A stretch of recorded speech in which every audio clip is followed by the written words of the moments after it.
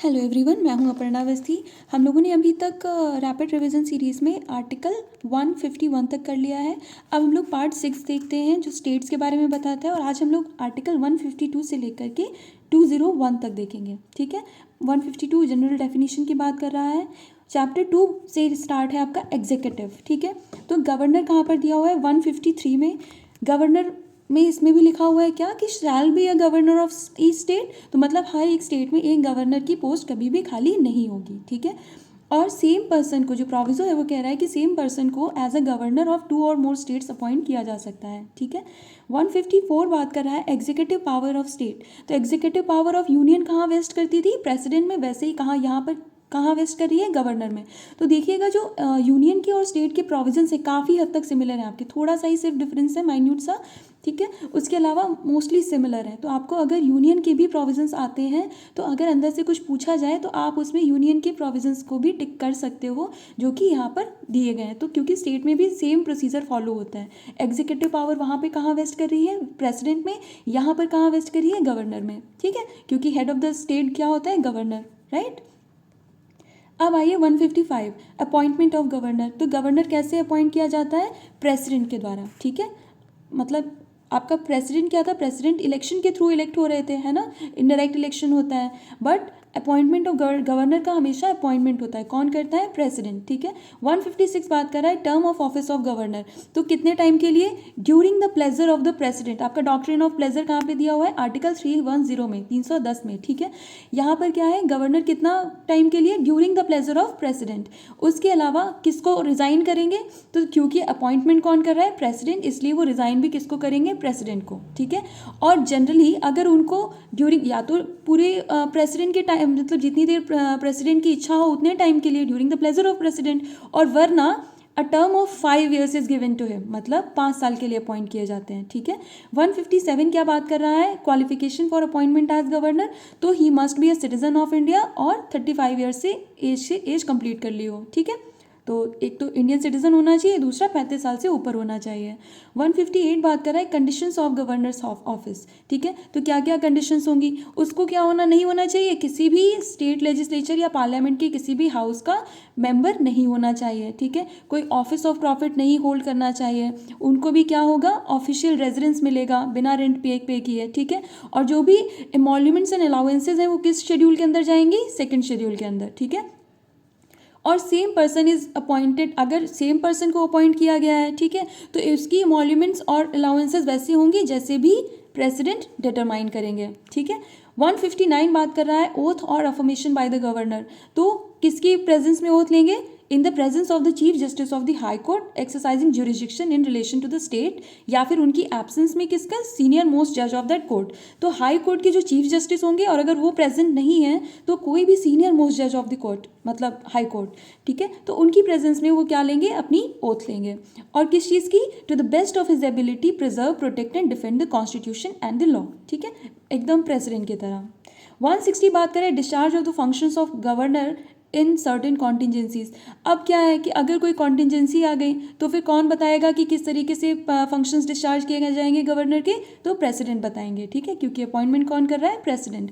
161 क्या बात कर रहा है, power of governor to grant pardons etcetera and to suspend, remit और commute sentences in certain cases. अब हमने 72 में देखा था power to grant pardon of president. ठीक है, और गवर्नर की पार्डनिंग पावर कहाँ पे दी हुई है, 161 में। ठीक है, इसमें क्या है, उसमें जो प्रेसिडेंट के पास पावर है वो काफ़ी वाइड है, लेकिन यहाँ पर क्या है, जितनी में पावर स्टेट की एक्सटेंड करती है, एग्जीक्यूटिव पावर स्टेट की जहाँ पर भी एक्सटेंड करती है, सिर्फ उतने में ही उनके पास पार्डनिंग पावर है, उसके अलावा नहीं। ठीक है, यूनियन जो लॉज हैं उनके ऊपर उनकी पावर ऑफ पार्डन एप्लीकेबल नहीं है। 162 क्या बात कर रहा है, extent of executive power of the state. उसके बाद अब देखिए काउंसिल ऑफ मिनिस्टर्स। तो काउंसिल ऑफ मिनिस्टर्स कहाँ पे दी हुई है, 163, council of ministers to aid and advise governor. ये प्रोविजंस हल्के से ऐसे देख लीजिए ऊपर से, क्योंकि एग्जैक्ट सिमिलर है, मतलब आपके प्रेसिडेंट जो यूनियन के जो प्रोविजंस हैं उनसे। ठीक है, तो हेडिंग्स याद रखिए, आर्टिकल याद रखिए, अंदर प्रोविजंस मोस्टली सेम है, अगर डिफरेंट होगा तो आई विल टेल यू। ठीक है, काउंसिल ऑफ मिनिस्टर्स होगी किसको एडवाइस करने के लिए, एड एंड एडवाइस करने के लिए गवर्नर को, और उसका हेड कौन होगा, चीफ मिनिस्टर। जैसे यहाँ पर यूनियन में क्या होता है, एक काउंसिल ऑफ मिनिस्टर्स होती है, चीफ कौन होता है, प्राइम मिनिस्टर। ठीक है। 164 क्या कह रहा है, other provisions as to minister, the chief minister shall be appointed by the governor, मतलब वही सेम प्रोसीजर, जैसे प्राइम मिनिस्टर कौन अपॉइंट करता है, प्रेसिडेंट, वैसे ही चीफ मिनिस्टर को कौन करेगा, गवर्नर। और बाकी के मिनिस्टर्स कैसे, तो on the advice of chief minister बाकी के मिनिस्टर्स अपॉइंट किए जाएंगे, और वो लोग कितने टाइम के लिए होल्ड करते हैं ऑफिस अपना, during the pleasure of governor. ठीक है। 1A बात कर रहा है the total number of ministers including the chief minister. ठीक है। तो जो टोटल नंबर होगा मिनिस्टर्स का, मंत्रिमंडल जो होगी उसका कितना नहीं एक्सटेंड होगा, मतलब कितने लोग होने चाहिए, not exceed 15% of the total number of members. ठीक है। तो जितने भी मेंबर्स हैं उस लेजिस्लेटिव असेंबली के, उसके 15% जितने भी बन रहे हो, सिर्फ उससे उतने ही काउंसिल ऑफ मिनिस्टर्स हो सकती है, अदरवाइज उससे एक्सीड नहीं कर सकती है। ठीक है। लेकिन जो प्रोविजो है वो ये भी कह रहा है कि भले ही वो 15% लिखा हुआ है वहाँ पर, लेकिन ऐसा भी नहीं होगा कि 12 से कम हो, मतलब जो नंबर ऑफ मिनिस्टर्स होगा वो 12 से कम किसी भी कीमत पे नहीं होगा, और उसके अलावा 15% जो कैप है उसका। ठीक है। तो 12 से लेकर के 15% इसके बीच में होगा। ठीक है। अब आपका क्लॉज 2 कह रहा है council of ministers shall be collectively responsible to the legislative assembly of the state. जैसे कि आपकी काउंसिल ऑफ मिनिस्टर यूनियन में कहाँ किसको रिस्पॉन्सिबल होती है, लोकसभा को, वैसे ही यहाँ पर किसको, लेजिस्लेटिव असेंबली को। ठीक है। और मिनिस्टर्स क्या करेंगे, उनको ओथ लेनी पड़ती है किस चीज़ की, of secrecy according to the form set out for the purpose in the 3rd schedule. ठीक है। और कौन उनको ओथ दिलाएगा, तो गवर्नर। इसमें क्या है, अगर कोई भी मिनिस्टर 6 कॉन्जिक्यूटिव मंथ्स, मतलब 6 महीनों के लिए क्या करता है, मतलब सेम प्रोसीजर है कि अगर जैसे हम लोगों ने यूनियन में पढ़ा था कि कोई भी व्यक्ति एज अ मिनिस्टर अपॉइंट किया जा सकता है, भले ही वो मेंबर ना हो किसी भी उसका, क्या कहते हैं आपके, किसी भी हाउस का, वैसे ही यहाँ पर भी है कि 6 महीने के लिए तो अपॉइंट किया जा सकता है, लेकिन 6 महीने के अंदर उसको क्या करना पड़ेगा, किसी भी हाउस की क्या लेनी पड़ेगी, मेंबरशिप। ठीक है। अगर नहीं लेता है तो फिर उसका ऑफिस 6 महीने के बाद वैकेंट मान लिया जाएगा। सैलरीज एंड अलाउंसेस आपकी कहाँ पर दी हुई है, 2nd शेड्यूल में। ठीक है। 2nd शेड्यूल के अकॉर्डिंग आपको सारी सैलरीज एंड अलाउंसेस मिलेंगी। The advocate general for the state, अब 165 बात कर रहा है advocate general for the state, कौन अपॉइंट करेगा, गवर्नर। वहाँ पे अटॉर्नी जनरल कौन कर रहा था अपॉइंट, प्रेसिडेंट। यहाँ पे कौन करेगा, गवर्नर। ठीक है। किस व्यक्ति को, who is qualified to be appointed as a जज of a high court to be advocate general for the state. ठीक है। तो जो भी व्यक्ति हाई कोर्ट का जज बनने के लिए क्वालिफाइड है उसको एडवोकेट जनरल अपॉइंट कर देंगे।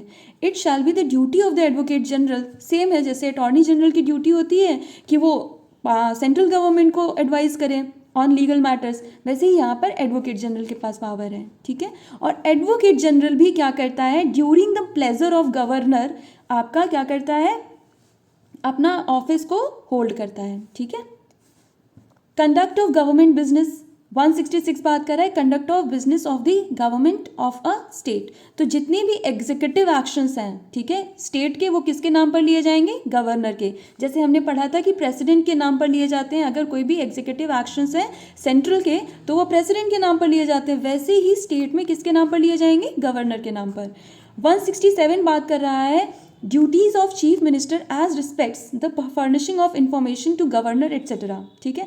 तो जैसे वहाँ पर प्राइम मिनिस्टर की ड्यूटी थी कि वो प्रेसिडेंट को और इन्फॉर्मेशन दे, वैसे यहाँ पर किसकी ड्यूटी है, चीफ मिनिस्टर्स की। ठीक है। चीफ मिनिस्टर की कि वो क्या करें, कम्युनिकेट करें गवर्नर को, क्या, जितने भी काउंसिल ऑफ मिनिस्टर्स के डिसीजंस हैं उनको, और दूसरा क्या है, कोई भी एडमिनिस्ट्रेशन ऑफ द अफेयर्स, मतलब जो भी स्टेट के अफेयर्स हैं उनका एडमिनिस्ट्रेशन किस तरह से हो रहा है उससे रिलेटेड इन्फॉर्मेशन दें। ठीक है। फिर आप देखिए चैप्टर 3 द स्टेट लेजिस्लेचर।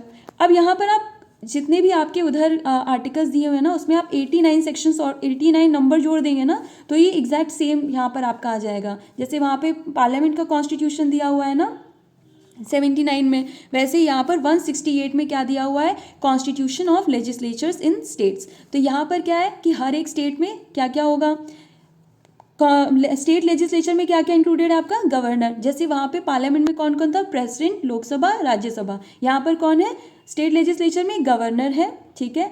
और किन किन स्टेट्स में 2 हाउसेज हैं, तो आंध्र प्रदेश, बिहार, मध्य प्रदेश, महाराष्ट्र, कर्नाटका, तमिलनाडु, तेलंगाना एंड उत्तर प्रदेश, ठीक है। इनमें 2 हाउसेज हैं। और बाकी के स्टेट्स में कितने हाउसेज हैं, 1 हाउस, ठीक है, 1 हाउस। अगर 2 हाउसेज हैं तो जो ऊपर वाला हाउस होता है उसको क्या बोलते हैं, लेजिस्लेटिव काउंसिल। जैसे राज्यसभा हमारे यहाँ होती है अपर हाउस, ठीक है। और लोअर हाउस क्या होता है, लेजिस्लेटिव असेंबली। और अदरवाइज अगर एक ही हाउस है तो वो लेजिस्लेटिव असेंबली होगा, ठीक है। तो ये याद रखिएगा कहाँ कहाँ 2 हाउसेज हैं, बाइकैमरल लेजिस्लेचर है। आंध्र प्रदेश, बिहार, मध्य प्रदेश, महाराष्ट्र, कर्नाटका, तमिलनाडु, तेलंगाना एंड यूपी, ठीक है। 169 बात कर रहा है एबॉलिशन और creation of legislative councils in states, ठीक है। तो अब एबॉलिश कैसे की जा सकती है या क्रिएट कैसे की जा सकती है लेजिस्लेटिव काउंसिल्स, तो if the legislative assembly of the state passes a resolution to that effect, तो किसको रिजोल्यूशन पास करना पड़ेगा एबॉलिश या क्रिएट करने के लिए, लेजिस्लेटिव असेंबली को, ठीक है। By a majority of the total membership of the assembly and by a majority of not less than 2/3 of the members of the assembly present and voting, ठीक है। उनके द्वारा क्या होना चाहिए, एक रिजोल्यूशन पास किया जाएगा, ठीक है। 170 बात कर रहा है composition of the legislative assemblies. अब क्या है, जो लेजिस्लेटिव असेंबलीज हैं, the legislative assembly of each state shall consist of not more than 500 and not less then 60। तो 60 से 500 के बीच में मेंबर्स होने चाहिए, कहाँ, हर एक लेजिस्लेटिव असेंबली में, ठीक है। Members chosen by direct election from territorial constituencies in the state, ठीक है। तो ये विधानसभा में कितनी हो गई, हमारे यहाँ यूपी में कितनी है, 403 है ना, 403 सीट्स हैं। तो वो 500 से तो कम है ना, और 60 से ऊपर है। वैसे ही हर एक स्टेट में 60 से ऊपर होनी चाहिए और 500 से कम, ठीक है। अब आते हैं नेक्स्ट है 171 composition of the legislative councils. अब लेजिस्लेटिव काउंसिल्स का कॉम्पोजिशन कैसे होगा, तो जो total number of members in the legislative council of a state having such a council shall not exceed 1/3 of the total number of members, ठीक है। तो जो स्टेट लेजिस्लेटिव काउंसिल में जो नंबर होगा वो लेजिस्लेटिव असेंबली के जितने भी मेंबर्स हैं ना उसका 1/3 से ऊपर नहीं होगा, ठीक है। समझ में आया आप लोगों को। लेकिन the total number of members in the legislative council of a state shall in no case be less than 40। तो लेजिस्लेटिव काउंसिल अगर किसी भी स्टेट में है तो रहेगा तो 1/3, लेकिन वो 40 से कम नहीं होगा। फॉर एग्जाम्पल अगर 1/3 जो मेंबर्स हैं उसके अगर 1/3 से 40 से कम बन रहे हैं तो फिर वो नहीं माना जाएगा। तो कितना होना चाहिए, 40, ठीक है, 40 मेंबर्स होंगे। और of the total number of members of the legislative council of a state, अब क्या है, इलेक्शन कैसे होगा, मतलब कैसे अपॉइंट होंगे। 1/3 जो होंगे वो किसके द्वारा इलेक्ट किए जाएंगे, elected by electorate consisting of members of municipalities, district boards and such other local authorities, जो भी पार्लियामेंट बताए, ठीक है। तो जो आपकी काउंसिल स्टेट लेजिस्लेटिव काउंसिल है उसके 1/3 मेंबर्स कैसे अपॉइंट होंगे, किसके द्वारा इलेक्ट किए जाएंगे, म्यूनिसिपैलिटीज, डिस्ट्रिक्ट बोर्ड्स और अदर लोकल अथॉरिटीज के जो मेंबर्स होंगे उनके द्वारा। अब 1/3 का ये हो गया। 1/12 किसके द्वारा किए जाएंगे, 1/12 के लिए आपका क्या होगा, consisting of a person residing in the state who have been for at least 3 years graduate of any university. आप लोग देखते होंगे जब यहाँ पर अपने यहाँ यूपी में ही लेजिस्लेटिव काउंसिल में जब इलेक्शन होता है तो कुछ सीट्स किसके लिए होती है कि ग्रेजुएट्स जो आपके ग्रेजुएशन कर चुके हैं उन लोगों के लिए होता है कि वो वोटिंग कर सकते हैं कुछ पर्टिकुलर सीट्स के लिए, ठीक है। और कुछ के लिए क्या होता है, लोकल अथॉरिटीज़, म्यूनिसिपैलिटीज़ वगैरह कर सकती हैं। तो 1/3 के लिए म्यूनिसिपैलिटीज़ वगैरह करेंगी और 1/12 के लिए कौन करेगा, जो भी 3 year graduates of any university, ठीक है। 3 साल से पहले मतलब 3 साल का ले चुके हैं वो लोग, उसके बाद में वो क्या कर सकते हैं, इलेक्ट कर सकते हैं। उसके बाद क्या है 1/12, उसके अलावा जो 1/12 होंगे वो किसके द्वारा इलेक्ट किए जाएंगे, by electorates consisting of persons who have been for at least 3 years engaged in teaching in such educational institutions. तो यहाँ पर टीचर्स को भी ये दिया गया है कि वो भी वोटिंग कर सकते हैं 1/12 के लिए। उसके बाद बचा 1/3। अब 1/3 क्या है, 1/3 shall be elected by the members of legislative assembly. तो उसके अलावा 1/3 जो बचेंगे वो किसके द्वारा, लेजिस्लेटिव असेंबली के मेंबर्स के द्वारा। और जो बाकी के बचे मेंबर्स हैं, जो क्लॉज ही कह रहा है रिमाइंडर जितने भी बचे मेंबर्स होंगे वो कौन नॉमिनेट करेगा, गवर्नर, ठीक है। तो नॉमिनेटेड मेंबर्स क्लॉज ई में दिए हुए हैं आपके। अब जो नॉमिनेटेड मेंबर्स होंगे वो किन किन डिपार्टमेंट से होने चाहिए, तो in the field of literature, science, art, cooperative movement and social service, ठीक है। इन डिपार्टमेंट से होने चाहिए। 172 बात कर रहा है ड्यूरेशन ऑफ स्टेट लेजिस्लेचर्स, तो क्या है 5 साल, ठीक है। स्टेट लेजिस्लेचर जो होगी ना वो फॉर्म होगी तो 5 साल के लिए होगी। लेकिन अगर इमरजेंसी चल रही है, इमरजेंसी प्रोक्लेम हो गई है, तो क्या होगा, पार्लियामेंट बढ़ा सकती है उस टाइम पीरियड को, लेकिन 1 साल से ज़्यादा नहीं, ठीक है। और मतलब 1 ईयर एट अ टाइम, एक बार में 1 साल से ज़्यादा नहीं कर सकती है, ठीक है। और फिर भी अगर 1 साल से ज़्यादा उसको करना पड़ रहा है, मतलब बार बार उसके लिए करना पड़ेगा, 1 साल कंप्लीट हो जाएगा तो फिर से वो बढ़ाएंगे, लेकिन एक साथ वो 2 या 3 साल नहीं कर सकते हैं, ठीक है। और जिस दिन इमरजेंसी आपकी ख़त्म होगी, ठीक है, सीज करेगी, उसके 6 महीने के बाद तक का वो टाइम नहीं होगा, ठीक है। उसमें 6 महीने तक का ही सिर्फ टाइम दिया जाएगा, उसके बाद आप दूसरा इलेक्शन करवाइए, ठीक है। The legislative council of a state shall not be subject to dissolution, जैसे हमारे यहाँ राज्यसभा में होता है वैसे ही हमारे यहाँ किस में होता है, लेजिस्लेटिव काउंसिल में, कि 2 साल में क्या होगा, 1/3 मेंबर्स रिटायर हो जाएंगे, ठीक है। ये भी परमानेंट हाउस होता है। अब 173 क्या है, qualification for membership of the state legislature. अब क्वालिफिकेशन में क्या दिया हुआ है मेंबर्स के लिए, सिटीजन ऑफ इंडिया होने चाहिए, ठीक है, इंडियन सिटीजनशिप होनी चाहिए, सम and makes and subscribes before some person authorized in that behalf by the election commission an oath or affirmation। तो ये oath और affirmation किसके सामने लेंगे, इलेक्शन कमीशन के द्वारा अपॉइंट किया गया कोई भी व्यक्ति, और 3rd शेड्यूल में लेंगे, ठीक है। और क्या होने चाहिए, सिटीजन ऑफ इंडिया। और अगर लेजिस्लेटिव असेंबली के मेंबर्स हैं तो 25 साल से ऊपर के होने चाहिए, एज क्या होनी चाहिए, 25 साल, ठीक है। और अगर लेजिस्लेटिव काउंसिल के मेंबर्स हैं तो 30 साल, सेम वैसा ही जैसा राज्यसभा और लोकसभा के केस में होता है। 174 बात कर रहा है sessions of the state legislature prorogation and dissolution. तो कौन करेगा, गवर्नर करेंगे, ठीक है। समन करते हैं हाउसेस को कि वो क्या करें, मिलें, लेकिन एक सेशन से लेकर दूसरे सेशन के बीच में कितना टाइम पीरियड नहीं इंटरवीन करना चाहिए, तो 6 महीने से ज़्यादा का टाइम नहीं हो, गैप नहीं होना चाहिए, ठीक है। यही सेम प्रोसीजर आपका पार्लियामेंट के केस में भी है ना, सेंट्रल में। अब गवर्नर में फ्रॉम टाइम टू टाइम, तो ये पावर किसके पास है, प्रोरोग करने की या फिर डिसॉल्व करने की। डिसॉल्व कौन होगा, सिर्फ लोअर हाउस होता है ना। तो लेजिस्लेटिव असेंबली को डिसॉल्व करने की या फिर प्रोरोग करने की, दोनों हाउसेस को पावर किसके पास है, गवर्नर के पास, ठीक है, स्टेट में। और वहां पर किसके पास थी, यूनियन में प्रेसिडेंट के पास। अब 175 बात कर रहा है right of governor to address and send messages to the house और हाउसेस।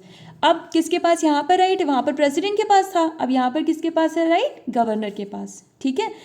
176 बात करें special address bye the governor, तो वही जब भी कमेंसमेंट होगा फर्स्ट सेशन का हर एक जनरल इलेक्शन के बाद में, तो क्या करेंगे, गवर्नर एक स्पेशल एड्रेस देंगे, ठीक है। और हर एक जो किसी भी ईयर का जो फर्स्ट सेशन होगा उसके कमेंसमेंट के टाइम पर भी क्या देंगे, स्पेशल एड्रेस देंगे, ठीक है। 177 बात कर रहा है rights of ministers and advocate general as respects the houses.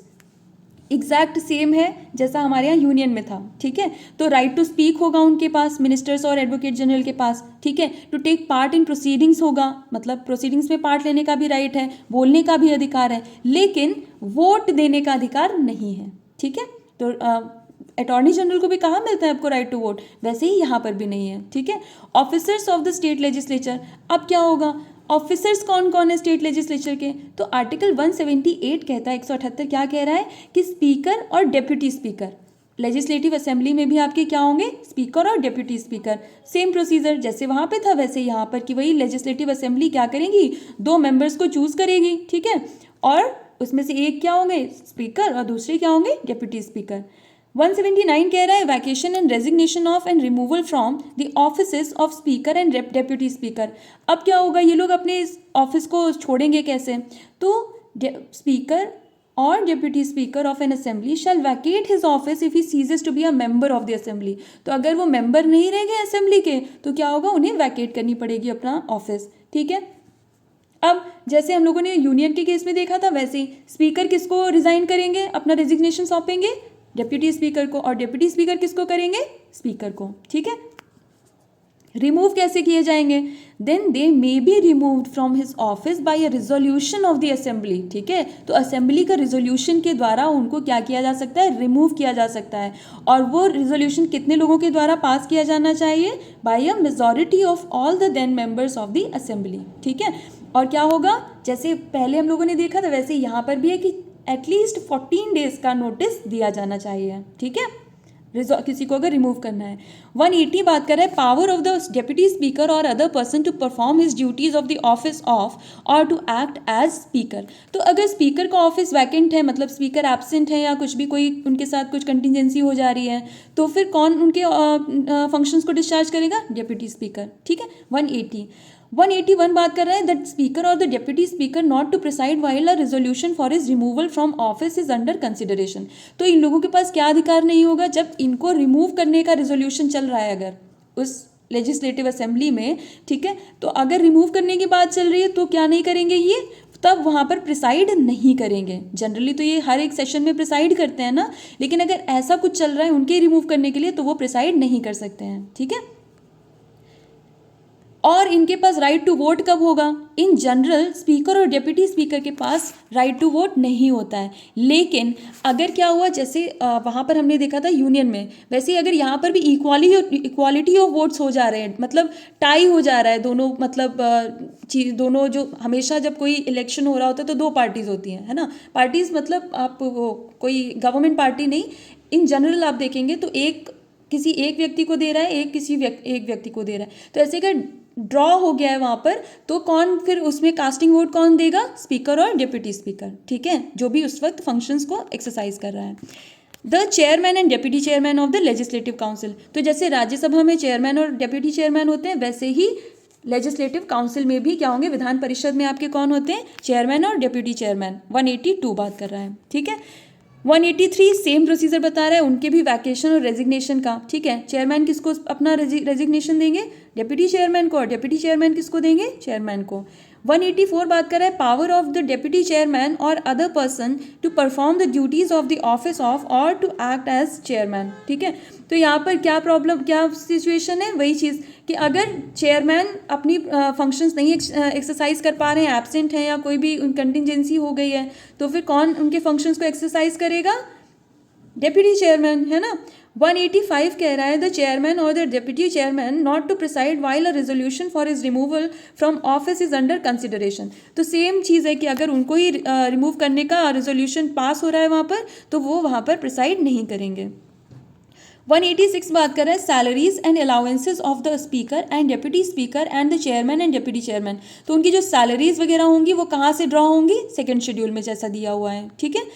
187 बात कर रहा है सेक्रेटेरिएट ऑफ स्टेट लेजिस्लेचर। तो जैसे हम लोगों ने पढ़ा था कि वहाँ पर हम लोग जब पार्लियामेंट पढ़ रहे थे तो वहाँ लोकसभा के भी हम लोगों ने जब पढ़ा था तो उसकी भी सेक्रेटेरिएट थी ना, स्टेट लेजिस्लेचर की।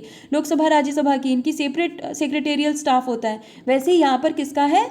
जितने भी हाउसेज होंगे स्टेट लेजिस्लेचर में उनका। ठीक है। सेपरेट उनकी क्या होगी? Secretarial staff.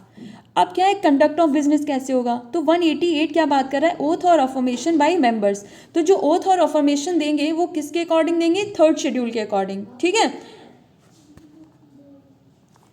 Voting in houses, power of houses to act notwithstanding vacancies and quorum. ये 189 में दिया हुआ है कि वोटिंग वगैरह कैसे होगी। ठीक है। तो इसमें भी आपका कोरम कितना होना चाहिए? 1/10 of the total number of members of the house whichever is greater. ठीक है। मतलब क्या लिखा हुआ है? Quorum to constitute a meeting of a house of the legislature of a state shall be 10 members और 1/10। ठीक है। जो भी ज़्यादा हो उतने मेंबर्स।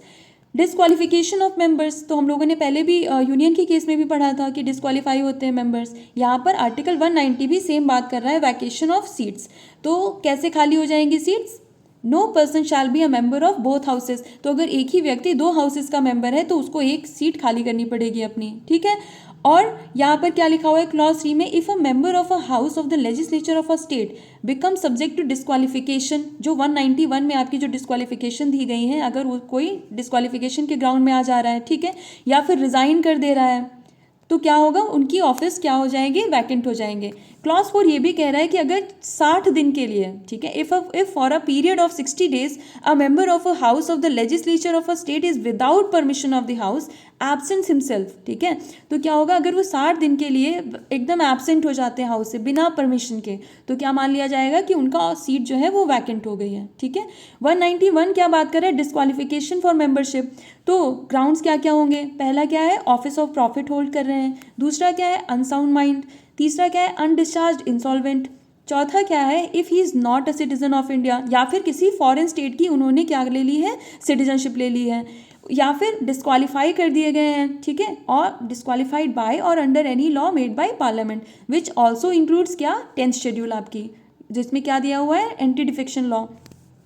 192 बात कर रहे हैं decision on questions as to disqualification of members. अब वहाँ पर कौन दे रहा था, प्रेसिडेंट दे रहे थे ना डिसीजन, यहाँ पर कौन देगा स्टेट लेजिस्लेचर में, गवर्नर, और उनका डिसीजन क्या होगा, फाइनल होगा, ठीक है। 193 क्या बात कर रहा है, penalty for sitting and voting before making oath और अफर्मेशन अंडर आर्टिकल 188 और व्हेन नॉट डिस्क्वालीफाइड और व्हेन डिस्क्वालीफाइड, ठीक है। तो हम लोगों ने पहले 104 में भी आपका ये पढ़ा था ना पेनाल्टी की, अगर वो बिना क्या कहते हैं आपकी ओथ लिए अगर वहाँ पर बैठते हैं तो उनको क्या देना पड़ेगा, पेनाल्टी देनी पड़ेगी, ठीक है। तो ये भी पेनल प्रोविजन है आपका, इसमें क्या दिया हुआ है कि उनको ही शैल बी लाइबल टू पे for a penalty of 500 rupees, ठीक है। तो क्या 500 रुपये यहाँ पर भी उनको क्या होगा, पेनाल्टी देनी पड़ेगी। अब powers, privileges and immunities of state legislatures and there members.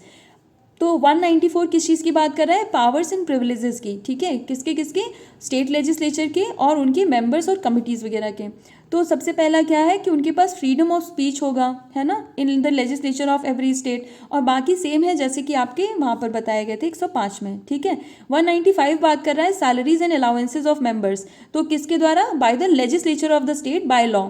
तो लेजिस्लेचर ऑफ अ स्टेट ही डिसाइड करेगी कि क्या सैलरीज और क्या अलाउंसेज मिलेंगे, लॉ बना करके, ठीक है। लेजिस्लेटिव प्रोसीजर क्या है, तो 196 बता रहा है provisions as to introduction and passing of bills. तो वही है कि money bills and other financial bills जो होंगे उनको छोड़ करके बाकी के किसी भी हाउस में इंट्रोड्यूस किए जा सकते हैं, ठीक है। 197 बात कर रहा है restriction on powers of legislative council as to bills other than money bills, ठीक है। तो क्या क्या रेस्ट्रिक्शंस हैं, ये भी आपका सेम प्रोसीजर है जैसा कि आपका वहाँ पर दिया हुआ है, दिया हुआ था आपके यूनियन के केसेस में, ठीक है। 198 बात कर रहा है special procedure in respect of money bills. तो क्या लिखा हुआ है, अ money bill shell not be introduced in a legislative council, ठीक है। जैसे वहाँ पर राज्यसभा में नहीं हो सकता, वैसे यहाँ पर विधान परिषद में नहीं हो सकता है, सिर्फ और सिर्फ लोअर हाउस में क्या होगा, मनी बिल इंट्रोड्यूस किया जा सकता है, ठीक है। 199 डेफिनेशन ऑफ मनी बिल्स की बात कर रहा है। तो सेम है कि अगर टैक्स से रिलेटेड कोई है या फिर कोई भी फाइनेंशियल चीज़ से रिलेटेड कंसोलिडेटेड फंड या कंटिजेंसी फंड, अगर इन चीज़ों से रिलेटेड है तो क्या होगा, वो मनी बिल होगा। 200 बात कर रहा है एसेंट टू बिल्स। तो एसेंट कौन देंगे, गवर्नर, है ना। एसेंट तो वहाँ पर कौन देता है, प्रेसिडेंट सेंट्रल एक्ट्स में, और यहाँ पर कौन देगा, गवर्नर, ठीक है। 201 बात करें, ये इंपॉर्टेंट है आपका, इसमें कहा गया है बिल्स रिजर्व फॉर कंसिडरेशन। तो यहाँ पर क्या है कि गवर्नर कुछ बिल्स को क्या करते हैं, प्रेसिडेंट की कंसिडरेशन के लिए रिजर्व कर लेते हैं, ठीक है। When a bill is reserve by a governor for the consideration of the president shall declare either that he assents to the bill और that he withholds assent therefrom, ठीक है। तो प्रेसिडेंट इस केस में क्या करेंगे, या तो एसेंट दे देंगे उस बिल को या फिर विदहोल्ड कर लेंगे अपनी एसेंट, ठीक है। Provided that where the bill is not a money bill, ठीक है, अगर मनी बिल नहीं है वो, the president may direct the governor to return the bill to the house. Money bill के केस में तो प्रेसिडेंट रिटर्न नहीं कर सकते हैं, है ना, लेकिन अगर वो मनी बिल नहीं है तो प्रेसिडेंट क्या करेंगे, उसको वापस करेंगे हाउस को कि वो उसको रिकंसिडर करें, ठीक है। और with in a period of 6 months, ठीक है, जिस दिन उनको मिलेगा हाउसेस को वो रिकंसिडर करेंगे, और अगर वो उसमें अमेंडमेंट्स करते हैं तो ठीक है, नहीं करते हैं तो फिर वो क्या होगा, प्रेसिडेंट के पास दोबारा से प्रेजेंट किया जाएगा और तब प्रेसिडेंट को अपनी एसेंट देनी पड़ेगी, ठीक है। तो ये क्लियर हो गया आपका, यहाँ तक था। अब इसके आगे हम लोग नेक्स्ट लेक्चर में देखेंगे, ठीक है। Thank you.